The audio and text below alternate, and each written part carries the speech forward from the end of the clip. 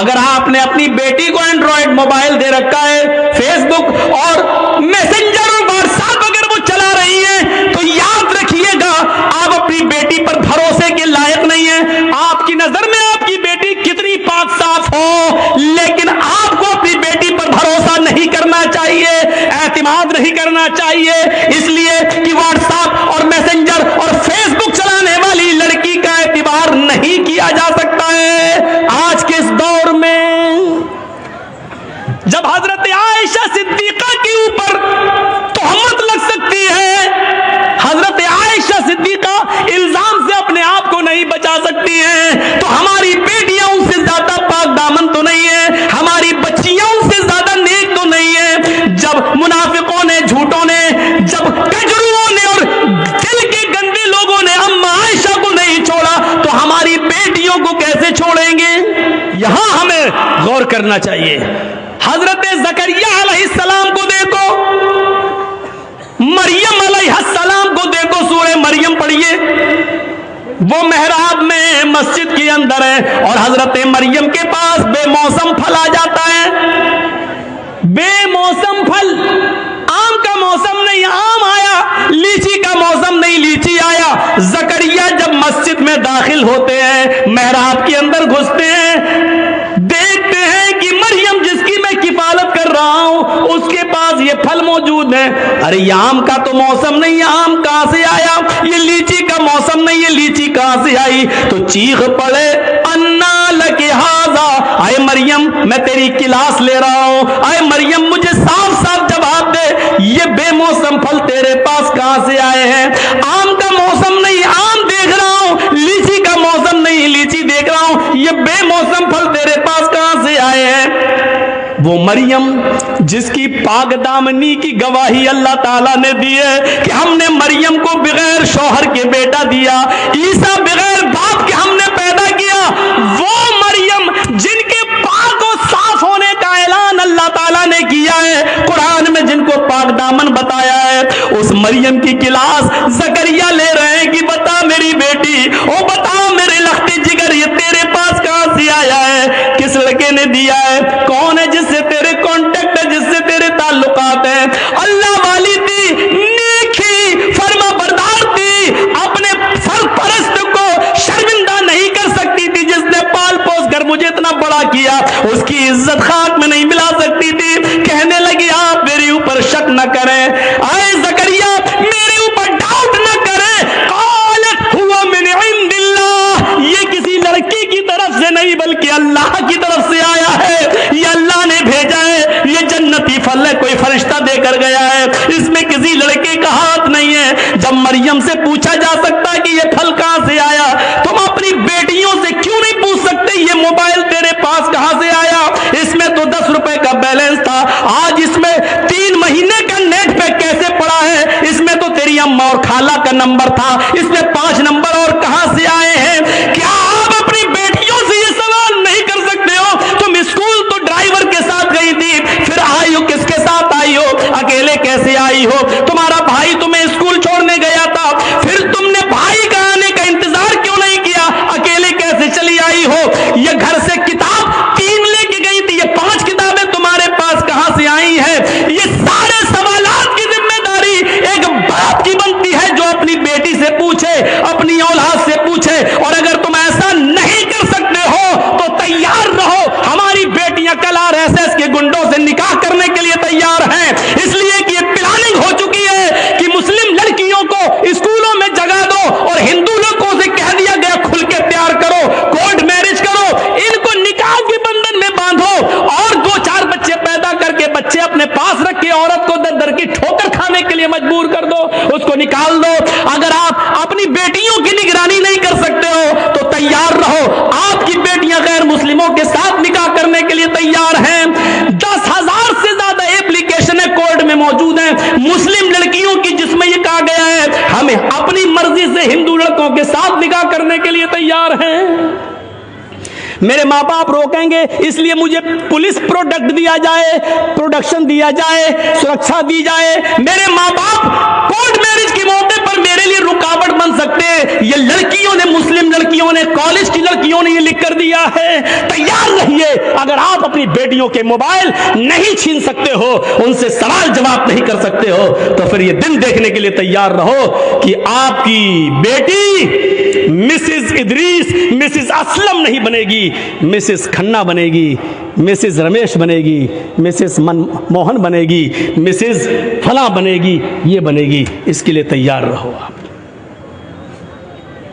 جو کہنا تھا کہہ دیا, برا لگنا سوابھاوک ہے کیونکہ حق ہے, حق برا لگتا ہی ہے, کڑوی ہے, کڑوی چیز خراب ہوتی ہی ہے. اس لیے میں معافی کا چندہ نہیں مانگوں گا آپ سے, سوابھاوک چیز ہے, ہونا ہے. آپ نے پوچھا نماز پڑھی کہ نہیں پڑھی, بیٹے سے پوچھا. ہمارے نبی نے تو یہ کہا تھا نا, جب بچہ 7 سال کا ہو جائے, بچے میں لڑکا لڑکی دونوں شامل ہے, جب بچہ 7 سال کا ہو جائے نماز پڑھنے کا حکم دو, لے کے جاؤ. نہیں پڑھے کوئی بات نہیں, کبھی پڑھے گا کبھی چھوڑے گا, لیکن جب 10 سال کا ہو جائے نماز نہ پڑھے تو اس کو مار مار کے لے جاؤ, مار مار کے نماز کی طرف لے جاؤ, پیٹو. 10 سال کے بعد لڑکے کو پیٹنا پڑے گا, نماز کے لیے مارنا پڑے گا, سزا دینا پڑے گی آپ کو اپنے بیٹے کو, کیونکہ وہ 10 سال کا ہو چکا ہے. 10 سال کے بعد باپ کی ذمہ داری بنتی ہے کہ وہ اپنے بیٹے کو نماز نہ پڑھنے پر مارے, پیٹے اور پھر مسجد میں لے جائے. آپ نے کیا ایسا؟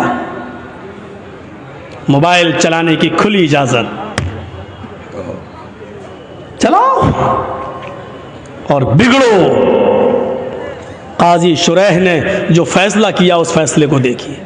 حضرت عمر فاروق جب فجر کی نماز پڑھانے کے لیے کھڑے ہوئے تو ابو لولو نے, فیروز نامی آدمی نے, کسی بات پر وہ حضرت عمر سے ناراض تھا, اس نے خنجر میں زہر بجھا لیا تھا اور چھپ کر بیٹھا ہوا تھا منبر کے پاس.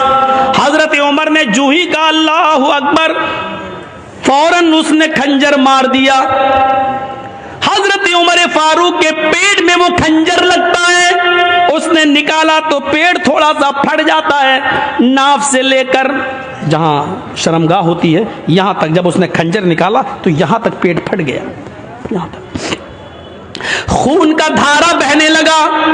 نمازیوں نے ابو لولو کو پکڑنا چاہا لیکن وہ بھاگنے لگا. ایک صحابی نے اپنی چادر اس کے اوپر پھینکی جس سے اس کا پیر الجھ گیا, وہ گر گیا. جب اس نے دیکھا کہ اب میں پکڑا جاؤں گا اور بچوں گا نہیں, تو اس نے وہی زہر آلود خنجر اپنے پیٹ میں مار کر خودکشی کر لی اور مر گیا. لیکن حضرت عمر فاروق کو جب ہوش آیا تو ان کو دودھ پلایا جا رہا تھا, دودھ وہ منہ سے پیتے تھے, پیٹ سے باہر نکل جاتا تھا. شہد پلایا گیا تو شہد پیٹ سے باہر نکل گیا. جو چیز کھلائی اور پلائی جا رہی ہے وہ منہ سے تو کھلاتے تھے لیکن پیٹ سے باہر نکل جاتی تھی. اس حال میں کسی نے کہہ دیا امیر المومنین اب آپ فجر کی نماز کیسے پڑھیں گے, آپ پہلی رکعت میں تھے اور آپ کو خنجر مار دیا گیا ہے, آپ بے ہوش ہو کر زمین پہ گرے ہیں اور حالت آپ کی ہے کہ کھانا پانی پیٹ میں رک نہیں رہا ہے, آپ فجر کی نماز کیسے پڑھیں گے؟ حضرت عمر نے کہا پڑھوں گا, میری فجر کی نماز کیا ادا نہیں ہوئی ہے؟ کہا نہیں. پانی لاؤ, وضو بنایا, کھڑے ہو گئے. لوگوں نے کہا بیٹھ کے پڑھ لو, کہنے لگے نہیں نہیں ابھی کھڑے ہونے کی طاقت ہے. کھڑے ہو کر 2 رکعت نماز پڑھی اور نماز پڑھنے کے بعد فرمایا لوگوں اگر یہ حالت کسی اور کی ہو جائے, کھانا پانی بھی پیٹ سے نکلنے لگے, اس حال میں بھی اگر نماز کا ٹائم ہو جائے, نماز کا وقت ہو جائے اور اس آدمی کو ہوش ہو تو نماز اس حال میں بھی پڑھنا پڑے گی. اگر اس حال میں ہوش ہے, پیٹ پھٹ جانے کے باوجود, کھانا پانی پیٹ سے نکلنے کے باوجود اگر ہوش ہے اور نماز نہیں پڑھتا ہے تو لا حظ فی الاسلام لمن ترک الصلاۃ, تو ایسے آدمی کا اسلام میں کوئی حصہ نہیں ہے. اس حال میں نماز نہ پڑھے تو اسلام میں حصہ نہیں ہے. جو تندرستی میں نماز نہ پڑھے وہ مسلمان بنا بیٹھا ہے. کتنے بڑے مسلمان, کبھی کسی کو کھڑا کر کے پوچھو کیا نام ہے, ضیاء الحق, حق کی روشنی. اچھا نماز پڑھی تھی عشاء کی؟ نہیں مولانا صاحب. ضیاء الحق نماز پڑھی؟ نہیں. اس حال میں نماز معاف نہیں ہے. نماز تو ہے ہی نہیں معاف. जर्जी साहब को मोदी की, योगी की कुछ गुंडे पकड़ लें, कुर्सी पे लेके हाथ पैर बांध दें। इसी बीच अजान की आवाज आ रही हो, अल्लाहु अकबर अल्लाहु अकबर। जर्जी साहब एक बार कहेंगे, साहब लिंचिंग करने वालों मुझे मार रहे हो मार देना, लेकिन मुझे 2 रकात नमाज पढ़ लेने दो।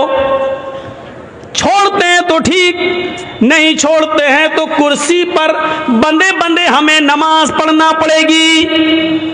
वुजू के लिए पानी दे दो, नहीं देते हैं तो नियत से वुजू करना पड़ेगा। अल्लाह, वुजू के लिए पानी नहीं है, मैंने वुजू की नियत कर ली है, ये वुजू की नियत ही हमारे लिए वुजू होगी। उनसे कहा जाएगा कि साहब मेरा चेहरा किबले की तरफ कर दो, अगर वो करते हैं तो ठीक है, नहीं करते हैं तो नियत करना पड़ेगी।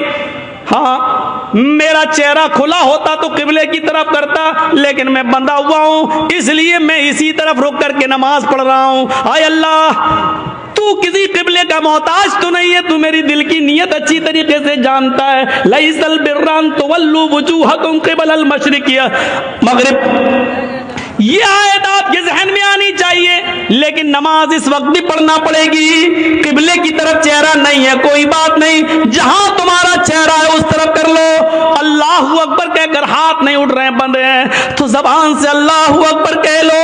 वुजू के लिए पाबंदी है, पानी नहीं दिया जा रहा तो नियत वुजू से कर लो। चेहरा किबले की तरफ नहीं करने दिया जा रहा तो जहां चेहरा है वही कर लो, और अल्फाज अदा करते रहो। लेकिन नमाज इस हाल में भी पढ़ना पड़ेगी, जबकि मालूम है कि मौत हमारे सर पे मुंडला रही है, लेकिन इस हाल में भी नमाज तुम्हारे ऊपर माफ नहीं है। नमाज का वक्त हो गया है, आपको इस हाल में नमाज पढ़ना पड़ेगी।